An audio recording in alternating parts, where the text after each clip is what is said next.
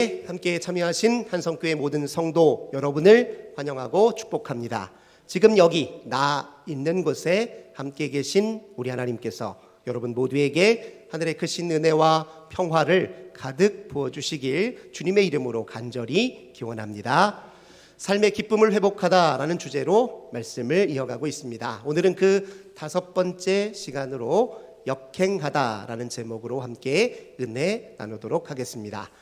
바울은 빌립보 교회 성도들을 향해서 예수를 아는 지식으로 인해 기뻐하라 이렇게 권면했습니다. 왜요? 예수를 아는 지식이 우리를 하나님께로 이끌어주기 때문에 그렇습니다. 예수를 아는 지식을 통해서 우리가 그분의 부활의 권능을 알고 그 부활에 참여할 수 있기 때문에 그렇습니다. 예수를 아는 지식을 통해서 우리가 그분의 고난에 동참할 수 있기 때문에 그렇습니다. 바울에게 예수를 아는 지식은 그저 정보가 아니라 말씀드렸죠. 그것은 예수님께 대한 참여요, 실천이요, 헌신이요, 변화라 이렇게 말씀드렸습니다. 바울은요, 우리에게 예수님에 대해서 공부하십시오 이렇게 말한 게 아니에요. 예수님께 여러분 자신을 쏟아 부으십시오 이렇게 말하였습니다. 그 자신이 정말 그랬습니다. 예수를 아는 지식 때문에 다른 모든 것을 해로 여기고 그리고 배설물처럼 취급했다 그렇게 고백했던 것을 우리는 살펴보았습니다. 오늘 빌립보서 3장 17절에서 바울은 우리에게 또 이렇게 권면합니다. 너희는 함께 나를 본받으라. 모르는 사람이 들으면 기분 나빠할 소리죠. 저 사람 왜 이렇게 교만하고 거만해 이렇게 생각할 법도 합니다. 그러나 바울이 이렇게 말한 것은 그가 교만해서 한 말이 아닙니다. 잘난 척하려고 이런 말을 하는 게 아닙니다. 나 대단한 사람이니까 인정해달라고 이런 말을 하는 게 아닙니다. 이 말 곰곰이 묵상해 보면요, 그가 지나온 세월 주를 위해 주의 나라를 위해 전념했던 그 지나온 삶에 대해 그가 얼마나 확신에 차 있는지, 그가 얼마나 자부심을 느끼고 있는지, 그 삶이 얼마나 진정한 것이었는지를 우리는 확인할 수 있게 됩니다. 이렇게 고백하는 것과 같아요. 나 예수께 모든 것 다 던져냈습니다. 던져 넣었습니다. 하지만 후회하지 않습니다. 오히려 기쁨의 감격으로 저는 충만해 있습니다. 이렇게 고백하는 것과 같습니다. 바울은 나를 본받으라 하면서 지금 자기를 드러내려고 하는 것이 아닙니다. 바울은 회심 이후에 자기 자신에 대한 인식이 근본적으로 달라졌어요. 바울에게 나라는 존재는 더 이상 독립된 개체가 아닙니다. 그저 육신에 불과한 존재가 아닙니다. 그에게 나라고 하는 존재는 사회적 평가로 채색된 이미지도 아닙니다. 갈라디아서 2장 20절 고백 우리 잘 알고 있죠? 이제는 내가 사는 것이 아니요 내 안에 그리스도께서 사신 것인즉 그런즉 이제 내가 육체 가운데 사는 것은 나를 사랑하사 나를 위하여 자기를 버리신 하나님의 아들을 믿는 믿음 안에서 사는 것이라. 그리고 고린도후서 5장 17절에서는 누구든지 그리스도 예수 안에 있으면 새로운 피조물이다 이렇게 고백했잖아요. 바울에게 나라고 하는 존재는 이제 예수 그리스도에게 철저히 의존된 존재입니다. 동시에 전혀 새로운 피조물로서 존립하는 그런 존재입니다. 그래서 나를 본받으라 할 때 그 말의 속뜻은 무엇이냐면, 나라고 하는 사람은 예수 말고는 설명이 안 되고 해명이 안 되는 사람입니다. 예수 말고 내 인생을 해석해 줄 예의 아무도 없습니다. 그런 뜻이에요. 내가 왜 이렇게 성공의 길 놔두고 고난의 길을 자초한 줄 아십니까? 내가 왜 이렇게 감옥 속에 갇혀 있음에도 불구하고 기뻐하라 당당하게 외칠 수 있는 줄 아십니까? 내가 왜 이렇게 내 인생에 확신에 차 있는지 아십니까? 예수 때문입니다. 예수 말고는 내 인생을 해석하는 것 불가능합니다. 그런 나를 본받으십시오. 이런 뜻입니다. 그의 삶의 키워드는 오직 예수예요. 우리 모든 사람에게 저마다 삶의 키워드들이 있습니다. 우리 삶을 설명해주고 해석해줄 삶의 키워드가 있어요. 예를 들면 고등학생 같으면 그의 삶을 해석해주는 키워드는 어른이 되기 위한 성장통 또는 대학 진학을 위한 대학 입시, 이런 것들이 아마 그의 삶의 키워드일 것입니다. 청년들은 취업의 문제가 당면에 있고 진로의 문제, 비전과 열정의 문제가 그들 삶의 키워드이겠지요. 바울에게는 삶의 키워드가 오직 예수였습니다. 우리가 그리스도인이라고 해서 누구나 다 똑같이 바울처럼 살 수 있는 건 아닙니다. 바울의 삶의 궤도를 똑같이 따라하라는 소리도 아닙니다. 그것 불가능한 일이죠. 그러나 우리가 그리스도인이라면 바울처럼 하나님을 배경으로 자기 삶의 이야기를 재구성할 줄 알아야 합니다. 우리 인생의 중요한 선택의 순간, 위기의 순간, 또는 인생의 중요한 변곡점에서 하나님이 내게 어떻게 역사하시고 관여하셨는지, 나는 그 순간과 그 상황 속에서 하나님에 대해서 어떻게 생각했고 어떤 태도를 보였고 하나님께 대한 그 믿음으로 내 삶에 어떤 영향과 변화에 이르렀는지를 살펴보는, 즉 하나님을 배경으로 내 인생의 삶의 이야기를 재구성할 수 있어야 우리도 바울처럼 내 삶의 키워드 속에 예수라는 이름이 담겨 있을 수 있습니다. 바울은 이런 맥락 속에서 나를 본받으라 이야기한 것입니다. 그리고 본받지 말아야 될 대상이 또 있음을 연이어서 빌립보서 3장 18절에서는 이야기하는데, 그들을 뭐라고 표현하냐면 그리스도의 십자가의 원수다 이렇게 표현합니다. 그런데 이 표현에서 우리가 주목해야 될 것은 그리스도의 십자가의 원수를 언급하고 있는데 눈물을 지으며 언급하고 있어요. 무슨 말이냐면 그들 생각하니까 내 가슴이 무너진다는 거예요. 안타깝다는 거예요. 너무너무 안타깝고 눈물이 흐를 정도로 가슴이 아프다는 것입니다. 이게 무슨 일일까요? 모르는 사람이 들으면 누가 누구를 걱정해? 이렇게 지금 되문들 상황입니다. 바울은 감옥에 갇혀 있어요. 그리스도의 십자가를 원수로 삼는 사람들은, 바울을 조롱하는 그 사람들은 바깥에서 기세 등등하게 허리를 펴고 당당하게 살고 있어요. 누가 누구를 걱정합니까? 가만히 보니까 바울은 자기 자신의 처지에 대해서는 담담해요. 하지만 그리스도의 십자가의 원수에 대해서는 가슴을 졸이고 마음을 졸이고 있습니다. 이게 무슨 태도일까? 우리도 간혹 이럴 때는 있어요. 예를 들면 누가 우리를 욕하기는 해요. 비판하기는 해. 그런데 한편으로 기분이 나쁘면서 다른 한편으로 저 사람 왜 이렇게까지 망가졌지? 어떤 문제가, 어떤 아픔이, 어떤 곤궁함이 있었길래 도대체 사람이 이렇게 나쁘게 달라졌지? 이렇게 생각할 때는 있습니다. 그런데 바울은 이런 생각의 차원을 뛰어넘어서 저 사람들 저대로 두면 정말 큰일 나는데, 저 인생 그대로 두면 안 될 텐데 하고 안타까움과 책임적인 자세로, 심정적 반응으로 그들을 향해 바라보고 있다는 걸 확인할 수 있습니다. 이런 모습을 보면 바울은 참 자존감도 높은 사람이고요, 사랑의 지경도 매우 넓은 사람이에요. 우리가 흔히 자존감 높은 사람을 뭐라고 얘기합니까? 남의 평가에 좌우되지 않는 사람, 남의 평가로 자기를 평가하지 않는 사람. 바울은 자기를 조소하고 조롱하더라도 그 말에 구애받지 않고 오히려 그들의 삶의 처지에 안타까운 마음을 보였어요. 사랑의 지경이 굉장히 넓습니다. 그는 사람을 참 귀하게 여기고 사람 그 자체에 대한 애정이 깊어요. 오늘 이 시대의 표현으로 하자면 그는 참 아름다운 휴머니스트예요. 사람 자체를 참 존귀하게 여깁니다. 우리가 흔히 좋은 사람으로 불리든 나쁜 사람으로 불리든 사람은 사람입니다. 나쁜 사람일지라도 사람이 사람인 이상은 누구나 사람답게 대접받을 권리가 있고 누구나 구원받을 권리가 있습니다. 하나님의 은혜를 받을 권리가 있다고요. 바울은 이 점을 자기 뼛속 깊숙이 새겼습니다. 그게 어떻게 가능했느냐? 바울이 원래 어떤 사람이었습니까? 예수 그리스도의 십자가의 도를 미워하고 혐오하고 적대했던 사람이잖아요. 초대교회 7 집사 중에 한 사람이었던 스데반이 유대교인들, 강성 유대교인들에 의해서 돌로 쳐맞아 죽는 현장에 바울이 있었어요. 그 모습을 보면서 흐뭇한 미소를 지었던 게 바울입니다.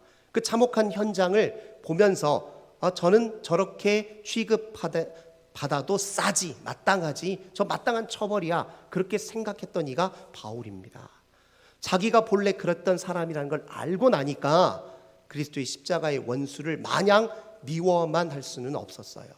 그들도 돌이켜 회개할 기회가 주어져야 되고 구원받을 기회가 주어져야 되고 주님께로 돌아와야 할 사람이라는 걸 바울은 잊지 않았던 것이죠. 그래서 그들을 보이며 눈물을 지었습니다. 근데 그들이 어떤 속성과 특성을 가지고 있는지에 대해서 3장 19절에 연이어 설명을 합니다. 그들은 어떤 사람들이냐? 묘사하기를 이렇게 묘사해요. 그들의 신은 배요, 그의 영광은 부끄러움에 있고 땅의 일을 생각하는 자다, 이렇게 묘사하고 있어요.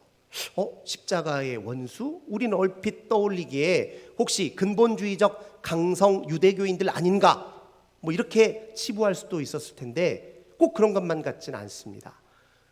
자기 이속을 챙기기 위해서 교회에 침투해서 기독교의 근본 진리를 왜곡시키고 속임수를 자행했던 거짓 교사들 아닌가? 우리는 이렇게 의심해 보았는데 꼭 그런 것만 같지도 않습니다. 그들의 신은 배요, 그의 영광은 부끄러움에 있고 땅의 일을 생각하는 자. 사실 오늘 이 시대 우리 현대인들의 모습 아닙니까? 우리 이 시대의 삶의 키워드 돈 아닌가요? 물질적 부와 풍요 아닙니까?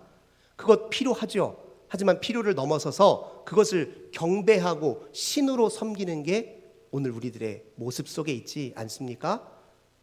지금 바울이 묘사하고 있는 것처럼 이 시대 현대인들의 생각의 방향이 주로 어디에 있습니까? 어떻게 하면 욕망을 성취할 수 있을까?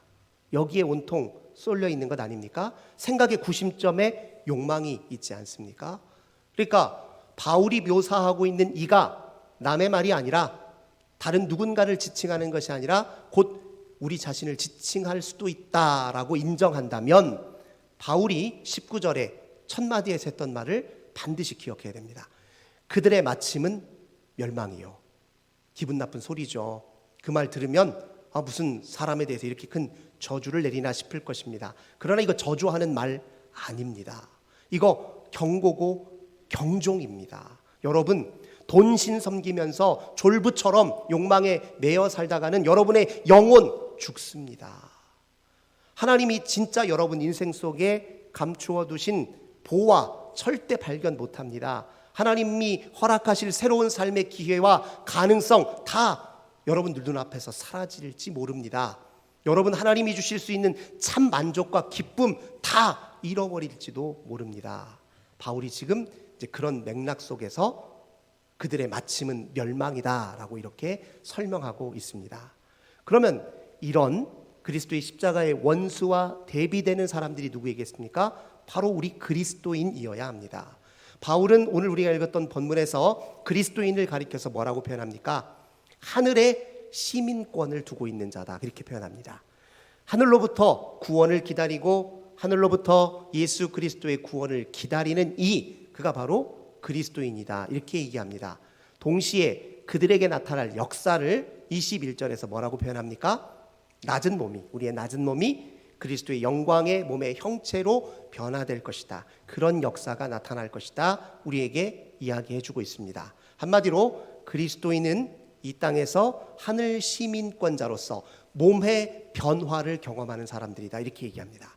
여기서 말하는 몸이라고 하는 것은 단순히 생물학적 육신을 지칭하는 게 아닙니다. 몸과 혼과 영의 통합체를 말하는 것이에요. 쉬운 말로 하자면 영도 정신도 살아있고 깨어있는 사람, 그리스도와 연합되어서 성령께 민감하여 순복하는 삶을 사는 사람을 가리켜서 지금 몸이라고 표현한 것입니다. 근데 바울이 몸의 변화를 이야기할 때 우리가 놓쳐선 안 되는 것은 바로 방향입니다. 우리 낮은 몸으로부터 그리스도의 몸으로 방향이 명확합니다. 근데 이 방향을 잘 곰곰이 묵상해 보면 이것은 이 세상, 이 시대와 상황과 사람, 주류의 사람에 대한 역행하는 쪽으로 그 방향이 나 있다는 것을 우리가 주목할 필요가 있습니다. 그리스도인은 어떤 의미에서 보면 이 세상을 살되 이 세상을 역행하는 사람들, 역행자라고 말해도 과언이 아닙니다. 20대, 30대 요즘 젊은이들이 즐겨 읽는 책 중에 역행자라는 책이 있어요. 자기 개발서에 해당하는 책입니다. 내용인즉슨 이래요. 우리 현대인들의 돈과 시간에 매여 삽니다. 불안과 우울이라고 하는 암울한 정신 속에 매여 살아요. 돈과 시간과 정신으로부터 자유하려면 우리 내면 속에 깃들어 있는 유전자와 무의식과 그리고 자의식의 흐름을 역행할 줄 알아야 된다. 그 책이 그렇게 표현합니다. 우리 그리스도인들에게도 참고할 만한 내용이 있어서 잠시 소개해 드리면, 그 책에서 말하는 유전자는 이래요. 우리 인류의 역사는 어떻게 보면 생존의 역사이기도 하잖아요. 살아남기 위해서 택했던 전략이 무엇이냐면 두려움 회피 전략입니다. 어떤 상황에 직면했을 때 가장 위험 요소, 위기 요소를 먼저 빠르게 파악하고 민첩하게 그것을 대응하는 것을 삶의 전략으로 택했어요. 그래야 생존에 유리하다는 것이 생존의 역사 과정 속에서 드러나서, 그래서 두려움 회피 전략이 우리 삶의 유전자 속에 각인되어 있다는 거예요. 그래서 우리가 삶을 살 때 제일 먼저 생각하는 게 뭐냐면, 어떻게 살아남을 수 있지? 어떻게 이 험한 세상에서, 이 치열한 경쟁 사회 속에서, 이 암울한 현실 속에 어떻게 살아남을 수 있지? 살아남으려면 무엇을 대비해야 할지? 이런 방식으로 우리가 삶의 전략을 세우고 이런 방식으로만 삶이 귀착되어 있다는 거예요. 그런데 진짜 우리의 본래적 자기의 가능성을 온전히 실현하고 더 나은 삶을 살기 위해서는 그런 유전자에 깊이 새겨진 내적 경향성을 거슬러서 역행할 줄 알아야 한다는 것이 이제 그 책의 주요 논지 중에 하나입니다. 무의식은 무엇이냐? 인지적 오류와 같은 것이에요. 잘못된 무의식적 판단들을 의미합니다. 예를 들면 이래요. 우리가 무엇인가 새로운 프로젝트를 시작하려고 합니다. 그런데 마음속에서 이런 소리가 들려요. 야, 너 그거 잘 해낼 수 있겠어? 너 실패하면 어떻게 하려고 그래? 지난번도 이런 비슷한 일 했다가 크게 낭패를 봤잖아. 안 하는 게 너한테 차라리 나아. 무슨 새로운 프로젝트야. 마음속에 이렇게 들려오는 목소리, 이게 무의식이죠. 무의식의 판단과 오류입니다. 근데 그것에 거슬러 저항하고 역행할 수 있어야 더 나은 삶을 살 수 있다. 그 책이 그렇게 얘기합니다. 세 번째로 자의식은 우리 자신에 대해서 가지고 있는 자아상, 자기평가의 오래된 습관을 의미합니다. 공부하는 학생이 예를 들면 나는 본래 공부에 소질이 없어, 이렇게 스스로에 대해서 인식하고 있다고 생각해 보십시오. 공부 제대로 되겠습니까? 안 되잖아요. 어떤 사람이 나는 노력해야 그나마 조금 누군가에게 사랑받지라고 생각하면 그 일생이 얼마나 다른 사람의 눈치를 보느라고 애쓰고 수고하겠습니까? 근데 그런 자의식을 깨어 부수고 역행해야 더 나은 삶을 살 수 있다, 이렇게 그 책에 이야기하는데요. 그렇다면 우리 그리스도인들은 무엇으로부터 자유해야 되고 또 무엇에 역행해야 하냐고요. 바울이 그리스도의 십자가의 원수를 지칭할 때 그들을 묘사한 언어를 다시 생각해 보십시오. 그들의 신은 배요, 그의 영광은 부끄러움에 있고 땅의 일을 생각하는 자다. 그들을 잘 생각해 보십시오. 그들은 물질적 부와 풍요를 신처럼 떠받듭니다. 그것에 열광하기도 하고 그것 때문에 좌절과 우울을 겪기도 하고 그것 때문에 삶이 늘 뒤흔들려 있어요. 쫓기도 그렇게 삽니다. 사회적 성공과 출세가 자기 삶의 전부인 것인 양 그렇게 살아요. 그래서 모든 게 생각하는 방향이 전부 다 그쪽에 있어요. 욕망의 성취해가 있어요. 하나님이 우리에게 사고를 주시고 이성을 주신 것은 욕망하는 것들을 이루기 위해서 주셨을 뿐만 아니라 내가 욕망하는 것이 과연 욕망해도 될 만한 것인지를 반성하고 성찰하고 살피어서 더 나은 것을 찾도록 하기 위해서 우리에게 이성도 주시고 생각할 수 있는 능력도 주셨는데 그들은 모든 생각이 다 욕망에 귀착되어 있다는 거예요. 그러니까 그들의 모습, 그들의 삶에 역행하는 것이 오늘 우리 그리스도인들의 삶의 주요한 과제입니다. 바울이 그랬습니다. 바울이 그랬잖아요. 그는 눈에 보이는 부를 쫓는 이 세상의 흐름을 역행해서 눈에 보이지 않는 부요함을 쫓았습니다. 이 세상 사람들 다 성공의 길, 출세의 길로, 그 넓은 길로 그렇게 가는데 그 길을 역행해서 기꺼이 십자가 고난의 길을 걸었습니다. 이 세상 사람들이 다 욕망의 지배가 되어서 욕망에 지배된 삶의 양식을 쫓아 살아가는데 그는 그 삶을 역행해서 사랑에 압도된 삶의 양식을 쫓아 살았습니다. 바울이 그렇게 살았으니 우리도 그런 삶에 참여하라는 것입니다. 이 세상 사람들이 신처럼 떠받드는 우상으로부터 자유로워지고 그 우상을 조장하는 욕망과 두려움으로부터 자유한 삶을 추구하도록 우리가 부름을 받았다는 것이죠. 제가 방금 언급한 우상, 욕망, 두려움, 이 세 개는 서로 얽혀 있습니다. 우상을 정의 내리자면 인간의 욕망과 두려움의 투사물이다, 이렇게 정의할 수 있습니다. 이것을 잘 보여주는 성경의 사건 하나가 있습니다. 출애굽기 32장의 이야기입니다. 모세가 하나님께 부름을 받아 시내산에 올랐습니다. 하나님의 말씀을 받으려고 시내산에 올랐어요. 그런데 시내산에 오른 지 한 달이 넘도록 소식이 없는 거예요. 아래에서 기다리는 이스라엘 백성들은 조바심을 느끼기 시작했고 동요하기 시작했습니다. 그래서 가슴에 품고 있던 금붙이들을 다 꺼내놓고 그것으로 금송아지를 만들었습니다. 그리고 그 앞에 절하고 우상 숭배하기 시작했습니다.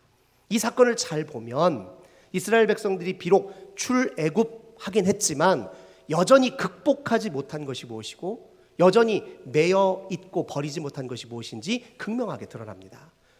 왜 출애굽했으면서 하나님의 약속의 땅을 향해서 노예 생활을 접고 해방돼서 나가면서도 왜 가슴속에 금붙이는 품고 갔을까요?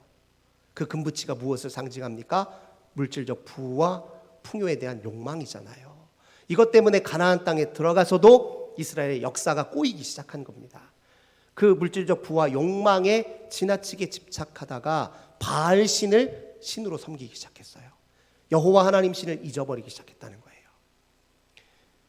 그리고 그들은 또 모세가 눈앞에 안 보이니까 불안하기 시작했습니다. 왜요? 눈에 보이는 것을 의지처 삼고 살았기 때문에 그래요.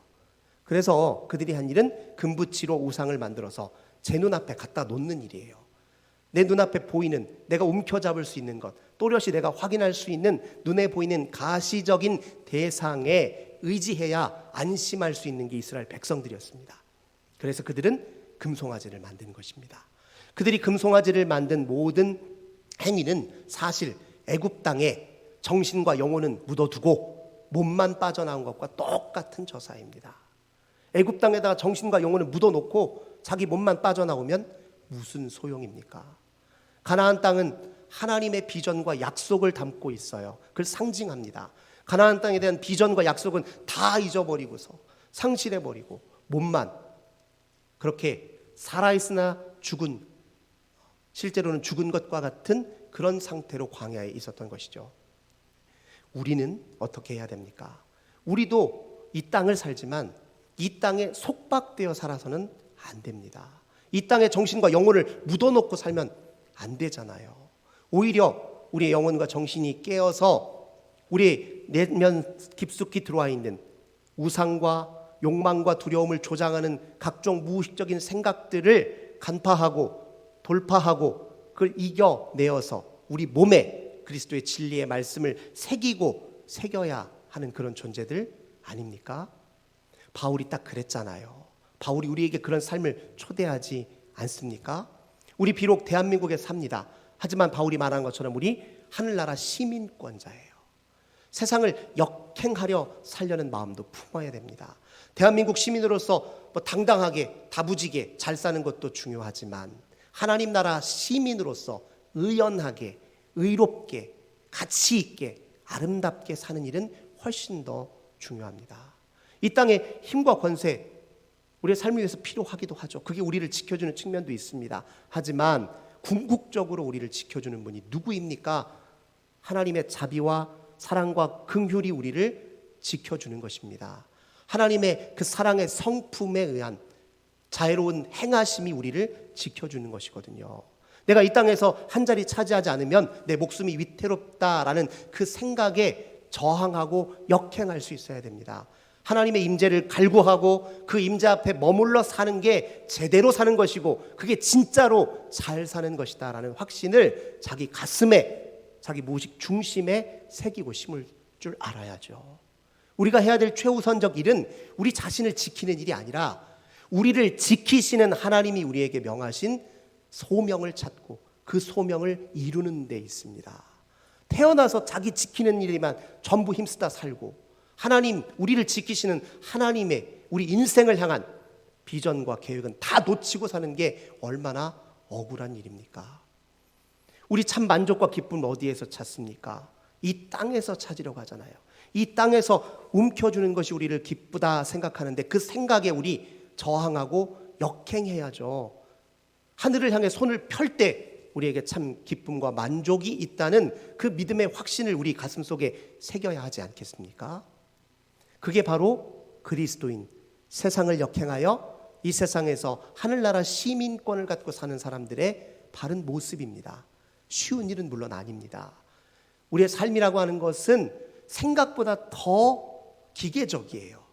우리 무의식 깊은 곳에 역동하고 있는 나도 모르는 깊은 잘못된 생각과 판단과 습관, 마음의 습관, 성향, 이전에 늘 해왔던 삶의 얽매인 과거의 그 관성, 이것에 따라서 기계적으로 살 때가 정말 많다는 거죠.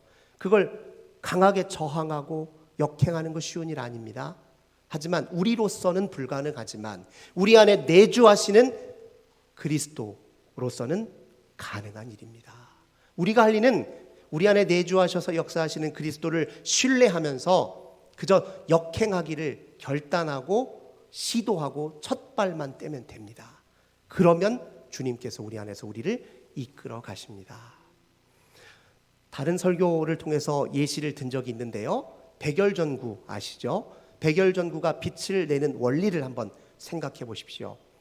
전류가 빠르게 흐르다가 백열전구 중앙에 있는 필라멘트를 만나는 순간 그건 저항체예요. 전류의 흐름을 저항하고 전류의 흐름을 멈추게 만드는 속성이 있어요. 그러니까 이 전류가 빠르게 흐르다가 필라멘트를 만나는 순간 갑자기 멈칫하면서 전자들이 서로 부딪혀요. 맞부딪힙니다. 그러면 뭐가 발생합니까? 열이 발생해요. 그럼 그 열 에너지가 빛 에너지로 전환되는 것이 백열전구의 원리입니다. 우리가 이 세상을 살 때 하나님 나라 시민권자로 살기 위해서 마음을 먹고 첫 발을 떼는 순간 우리에겐 혼란이 있어요. 의심이 생깁니다. 두려움이 더 때로 생기기도 하고 불편하기도 해요. 그 내적 분투, 영적 전쟁이 엄청난 열을 일으켜요. 감기 바이러스가 우리 몸에 침투했을 때 면역 체계가 작동하면 서로 싸우느라고 열이 나는 것처럼 그렇게 우리는 신앙의 몸부림을 칠 때가 있어요. 그런데 무가치한 일이 아닙니다. 그 몸부림이 그리스도의 빛을 받아들이기 위한 과정입니다. 백열전구의 열 에너지가 빛 에너지로 전환되었듯이 우리의 내적 투쟁 속에 그리스도의 빛이 임하십니다. 그 빛이 우리를 변화로 이끄는 것입니다. 그 빛이 우리를 자유케 하는 것입니다. 그 빛이 우리에게 참 만족과 기쁨을 주는 것입니다. 사랑하는 성도 여러분, 우리는 역행자로 살도록 부름받은 사람들입니다. 이 세상에 정신과 영혼을 땅에 묻고 살아야 될 사람이 아니라 하늘의 시민권자로 살아야 될 사람입니다. 하늘의 시민권자로 빛 되신 그리스도의 진리를 따라서 지금 여기에서 참 기쁨과 만족과 진정한 풍요를 누리시는 저 우리 모든 성도님들 되시길 주님의 이름으로 간절히 기원합니다. 좋으신 주님 감사드립니다. 저희들을 세상의 역행자로 불러주신 은혜 감사드립니다. 주님, 물질적 부필요하지만 신으로 경배하는 그런 영혼을 죽이는 삶을 하나님 이제 멈추게 하소서. 하나님 역행하도록 도와주소서. 진리와 사랑과 평화와 정의와 공의에 잇된 참된 삶을 향해 당당하게 걸어가는 저희들 되게 하여 주옵소서. 주 예수님의 이름으로 간절히 기도드립니다. 아멘. 이 시간